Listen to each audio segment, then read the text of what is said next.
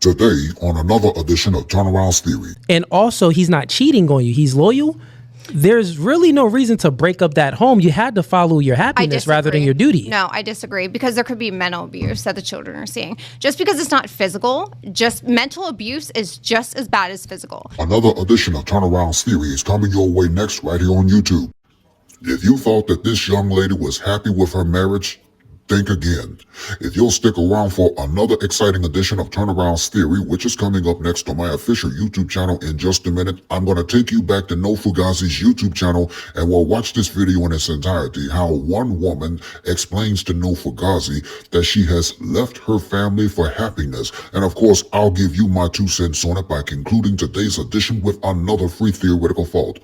It's Friday, January the 16th, 2026, and fellas, once again, as I often tell you all, that y'all should often be knowing my saying and y'all should often be knowing the drill. So why don't y'all go grab a quick snack and come on back, because y'all just might learn something. Another edition of Turneround's Theory is coming your way in just a moment.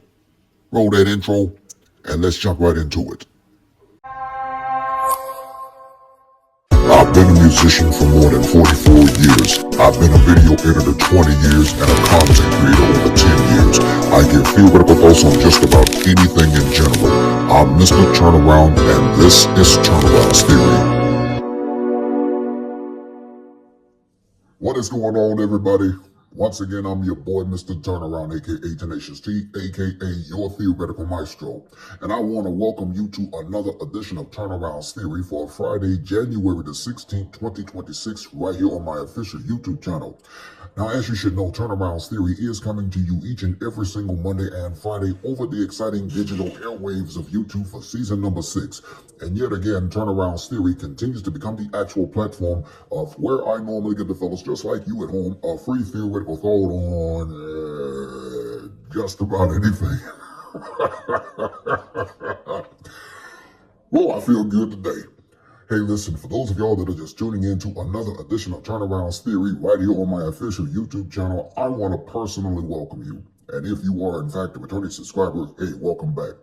As a constant daily reminder, let me reiterate to you all once again to please don't forget to like, comment, and subscribe to my official YouTube channel, because it would in fact help out and it would be beneficial for the YouTube algorithm. And please don't forget to smash on that post notification bell, because you, my friends, will instantly be in the loop every single time I post up and upload more additional content onto this channel. Please be sure to follow me on all social media platforms. There will be a link provided in the description box below. If you also want to contribute to my YouTube channel through PayPal, which ought to be a great help, and there's also going to be a link provided in the description box below for that as well. Please don't forget to also use the hashtag TeamTurnaround that you will see at the bottom of your screen, because that lets me know indefinitely that not only you're watching another edition of Turneround's Theory, but it just goes to show that you are supporting my platform with regard to the content that I post up, and I might just send you a shout out right back. Now, I do hope and pray that I have covered everything within this particular matter, and with that being said, let's jump on over into another edition of Turneround's Theory. And also, he's not cheating on you. He's loyal. There's really no reason to break up that home. You had to follow your happiness rather than your duty. No, I disagree, because there could be mental abuse that the children are seeing. Just because it's not physical, just mental abuse is just as bad as physical. Bipolar moments. So I do not agree with that whatsoever. Mental abuse is measure, just as bad, if not worse. Can you measure mental abuse? Yeah, what is that? What is an example of that? What do you mean, though? I don't know. You said it. Oh, here we go again. What the freak is mental abuse? Yeah, like, what's that look like? Degrading someone in front of your children, like degrading the mother in front of the children, yelling in front of the children. Okay, but where does that stem from? Like, why? Like, nobody just comes out the blue and starts degrading. No, actually there is. Because when people have their own mental illnesses, it will betray on others around them. So you are very freaking wrong on that. I've got to pause for a moment and give you my opinion on this situation. You see, 50% of marriages end up in divorce, but only 70 to 80% of those divorces are initiated by women. And as a result of that, the law is more than likely in favor of the woman. Okay. Very wrong. So when people have mental illnesses, and what mental illness? Because you never said that he had a mental illness. I didn't say he did, but I'm saying in general, people have outbursts for any kind of reason. Now, to some extent, I do agree with her. Mental illness does affect marriages, and here are 4 reasons why mental illness do affect marriages. Number 1, communication strain. Conditions like depression, anxiety, bipolar disorder, or PTSD can alter how a person expresses emotions. This may lead to withdrawal, irritability, misunderstandings, or emotional distance if not addressed. Number 2, shifts in roles and responsibilities. When one partner struggles, the other may take on more emotional, financial, or household responsibilities. Over time, this imbalance can create resentment or burnout if support systems aren't in place. Number 3, emotional connection challenges. Mental illness can dull emotional availability or increase emotional volatility. This can make intimacy, emotional and physical, more difficult even when love is still present. And number 4, stress, not lack of love. Importantly, many marital struggles tied to mental illness are about stress management, not a lack of commitment. The illness is often the problem, not the person.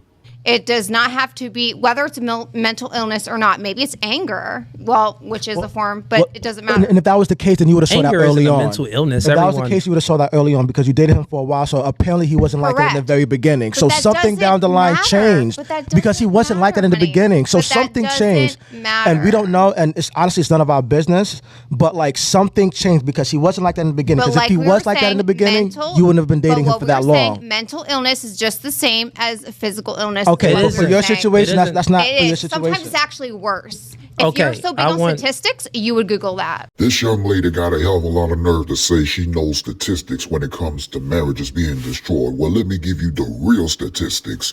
About 40 to 50% of marriages in the U.S. eventually end in divorce.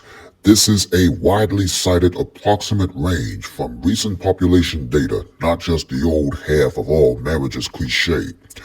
Among first marriages, studies have found somewhere around 40 to 45% end in divorce over the lifetime of marriage. Second and third marriages have higher divorce rates, about 60% for second and around 70% for third marriages. Now note that the oft-quoted 50% divorce rate is a simplification. Actual lifetime divorce probabilities vary by age at marriage, education, and other factors. Now, who initiates divorce? Research on filing patterns consistently finds that women initiate the majority of divorces in the U.S. About 69% of divorces are initiated by women, meaning the wife files the divorce petition. This is one of the most cited figures in sociological research on divorce initiation in heterosexual marriages. Now, here are the key takeaways to this. Roughly 4 in 10 U.S. marriages end in divorce. The exact lifetime probability depends on demographic variables. Women file for divorce far more often than men, around 69% of the time. So for this young lady to tell these men on the No Fugazi podcast to look up and Google up the statistics in her own way, she is absolutely 100% wrong, because I just showed you the statistics here. Let's continue. So I want you to do is demonstrate it, because it's not my claim, it's your claim. You're saying that mental abuse abuse is I feel like sometimes worse than physical worse abuse. than physical abuse. Absolutely. And how can you we can measure physical Because abuse? I can recover from a black eye, but the you said to me, it might take me a whole fucking year to recover from that. Okay, but how do you know that if you say something to someone, it would take them a long time for them to recover from? It all depends on their sensitivity level. Like that's sticks and subjective. stones may break your bones, but words can won't hurt never you. mean- No, but that's so like, false. no, That's what I'm false. saying is, how can you measure words hurting someone and like the effects that it has on them? Now, with physical abuse, we can actually measure the damage, and I think that Just physical because abuse. you can see it? No, I'm saying that physical abuse, it does both. It hurts the physical, But how can and you it say also it hurts both? But how can you measure the mental then? It Because, does look, them. I'll you can tell only you. measure the physical, but how could you measure I'll the tell you, I'll mental, demonstrate just like it. you told me? Well, let's answer that question concerning emotional and psychological abuse, or mental abuse, if you will. About 48% of women And 48.8% of men report at least one psychologically abusive behavior by an intimate partner during their lives. Emotional or psychological abuse includes behaviors like insults, humiliation, intimidation, controlling actions, isolation, or coercive tactics. In one clinical sample, 28% of women reported emotional abuse in the last year, compared to 12% who reported physical abuse, indicating emotional abuse can be more frequent. So psychological aggression is more common than physical violence. I'll demonstrate it for you. So we're going to measure physical abuse also hurting the mental abuse. Please do. What we can't measure is the mental abuse actually hurting the physical, right? So once again, I didn't say the mental hurt the physical. but obviously if it's mental abuse, if you're only saying words, and if it's hurting the person's mental, it's the physical aspect of them as well. It's the internal, right? So if I call you words, it's hurting your internal. You would have to demonstrate that. I'm going to demonstrate to you how physical abuse would damage the outside, but also the inside. You ready? Yes, go Okay. For the sake of time, we'll stop it right here, but don't go away, because when I return, I will conclude today's edition with another free theoretical thought to wrap up for this week, right after this. It's like sometimes when the woman is happy, she leaves. And when a woman is unhappy, she stays. Like the happiness of a woman is not necessarily predictive of whether she's going to stay in that relationship. Why do you think women leave when they're happy?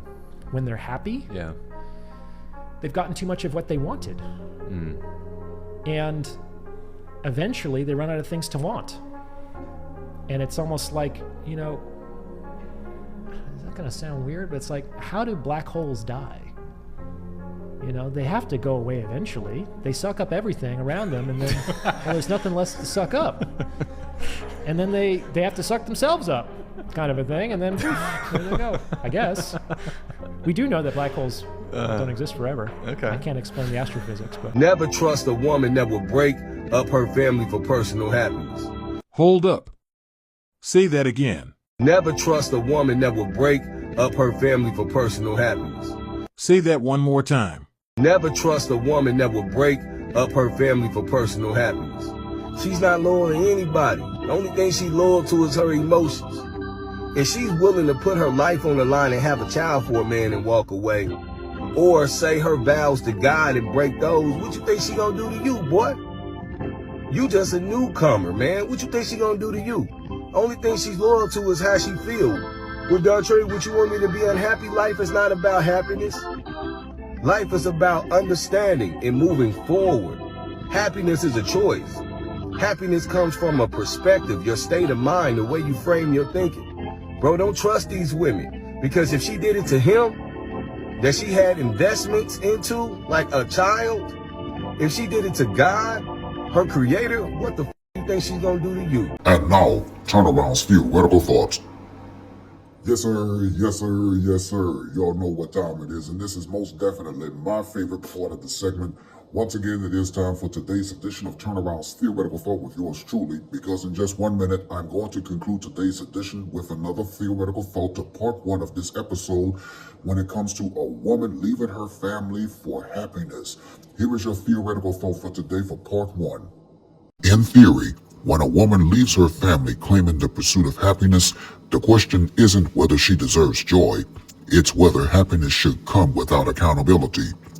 Happiness pursued at the expense of responsibility often becomes unstable because it lacks foundation. True fulfillment isn't found by walking away from what once mattered, but by confronting discomfort, setting boundaries, and rebuilding purpose with maturity.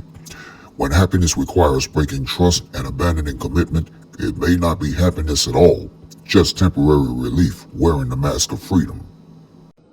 That's your theoretical thought for today. And this will also conclude another edition of Turnaround's Theory for part one, entitled A Woman Leaves Her Family for Happiness. Hey, listen, I want to encourage you to join me again Monday for the conclusion of this episode, where this woman continues to talk about how she leaves her family for happiness, thinking that the grass is greener on the other side. Hey, listen, I want to thank you for watching part 1 of today's episode of Turnaround's Theory here on my official YouTube channel. This platform is actually designed to empower men to make better choices and life-changing decisions when it comes to the dating world. Hey, listen, let me know what you think in the comment section below concerning part 1 of today's episode. And as a constant reminder, I must reiterate to you all one more time to please don't forget to like, comment, and subscribe to my official YouTube channel because it would in fact help out and it will be beneficial for the YouTube algorithm. And please don't forget to smash on that post notification bell because you, my friends, will instantly be in the loop every single time I post up and upload more additional content onto this channel. For Turnaround's Theory, I'm your boy, Mr. Turnaround, aka Tenacious T, aka your theoretical maestro. Thank you for watching. I look forward to seeing you right back here again this Monday for another edition of Turnaround's Theory for part 2 of A Woman Who Leaves Her Family for Happiness. Until then, Team Turnaround out and have a safe weekend.